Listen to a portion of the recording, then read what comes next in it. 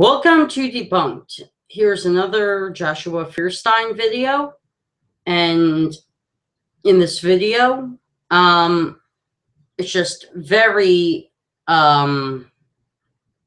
hypocritical what he says in here. I hope you enjoy. So Joshua's done here. Look, let me ask you a question. What if it was that you had a great-grandfather that had died and left you $100 million in a will?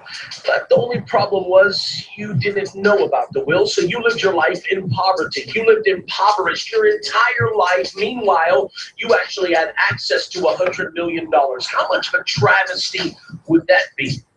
Now, I just want to say he's not completely wrong here. You have major corporations who, I'm not talking about smaller corporations that your relatives may work for. I'm talking about major corporations like BP and places like them.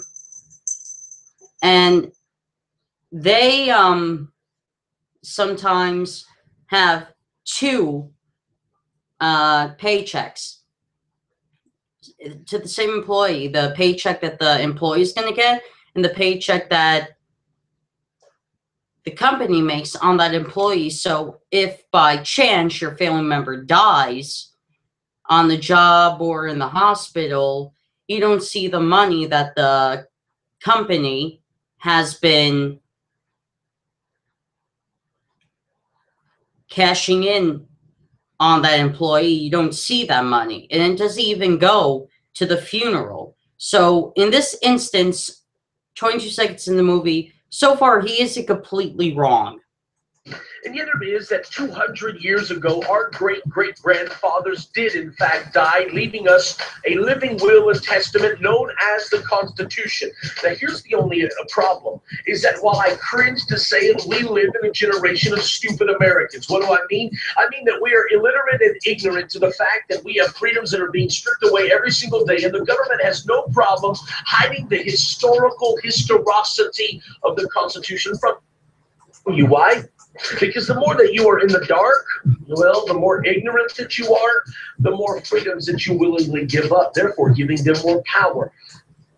Okay, now I wanted to stop it earlier, but I thought he probably has more things to say. Now, here's the part of the video where he is a little bit wrong.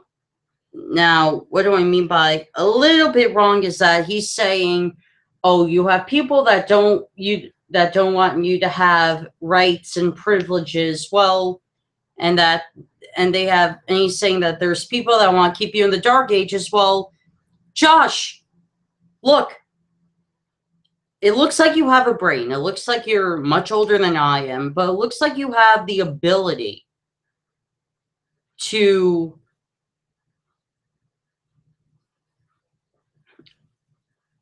talk the truth. You have the ability to understand more than most people, considering that you are much older than I am. But the thing is, you hate to say it, but we live in a generation of stupid Americans.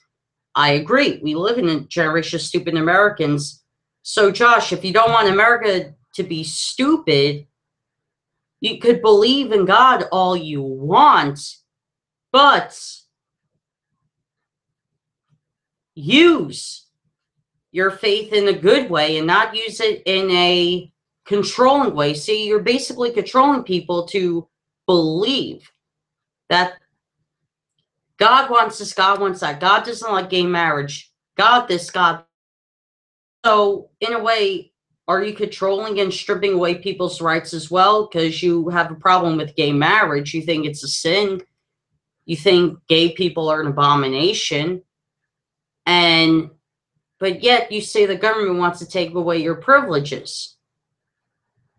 That's a massive hypocrisy. Now, I'm not sure if you could see, but if you look from Josh's right ear, and 1, 2, 3, 4, 5, 6, 7, 8, 9, 10 books, there's a book that's godless. Josh is godless. Corny joke, I know. How sad it is. You see, I'm a student of history for one reason, because a great man once said that if we do not study history, then we are doomed, in fact, to repeat it. Well, I agree. If we don't study history, we're doomed to repeat it. So, Josh, stop controlling people with your religion and talk to people like a normal human being. See, there's another historical document that I love. It's not called the Constitution, although it was the basis for it. Not 200 years ago, but 2,000 years ago, it came into being when Jesus Christ climbed on a cross and died for you and I. And when he died, he left us a New Testament, a testament that tells of our freedom, not just constitutionally, but spiritually. I want to encourage you today, if you've never read the Bible or the Constitution, I challenge you to read both of them. Why? They will open your eyes to a light that will never allow you to be dark again. Okay. The Constitution. The Constitution and the Bible have nothing in common. The United States was not founded on the religion of Christianity. It was founded on Christian principles. There's a complete difference. The founding fathers were deists. John Adams, Thomas Jefferson. Thomas Jefferson, in fact, wrote his own Bible, and what he did was he took out all Jesus's miracles and he put the words that Jesus said. And I like the words that Jesus said because they're about nonviolence and being human. Anybody who's religious or non-religious would be a fan of Jesus. But you have to understand, Josh, the Bible was not written by Jesus. It was not written by God. It was written by men 2,000 years ago.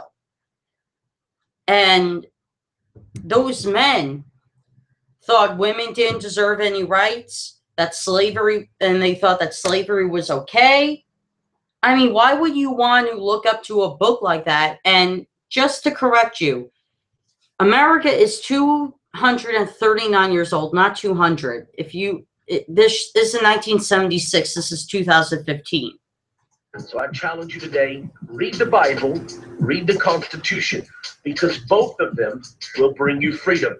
God bless. Have a great day. I'm asking that you take a moment and click share on the side and the bottom of this video, like and comment below. If you know my friend already on Facebook, click the link at the top of the video.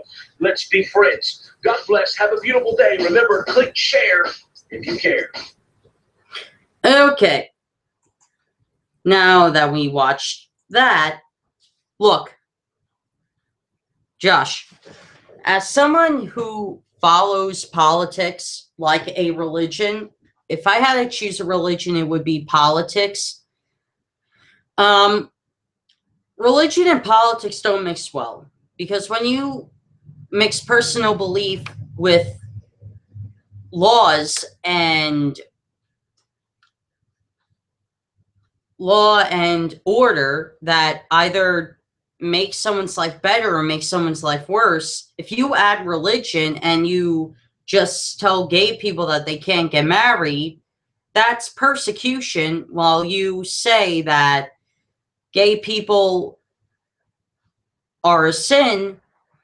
You have other Christians who are not on your side and who say gay people are not sinful people. They're not an abomination. They're people who deserve the right to wed. That's what happens when you combine politics. Now, since nobody can rule over the Supreme Court, you should really stop making claims that Obama is a Muslim. He isn't. He is a Christian. I believe he's an Episcopal Christian. But whenever he didn't say, may God bless you, may God bless the United States of America, when he didn't say that a lot, conservatives got pissed off. He started saying it, the conservatives were saying, Obama's not a Christian. Obama is a secret Muslim. Ba-ba-da-ba-ba-da-ba. Look, Josh, for 22 seconds, you were right about if someone left a will and you didn't know about the money. And like I said, I agree with you. Some businesses, major corporations, don't allow the family members of the deceased person to see the money that the company's been checking in on that employee. You were right 22 seconds in the movie, and then completely derail for a while, and then you said something which was correct again, that if we don't study history, we're doomed to repeat it.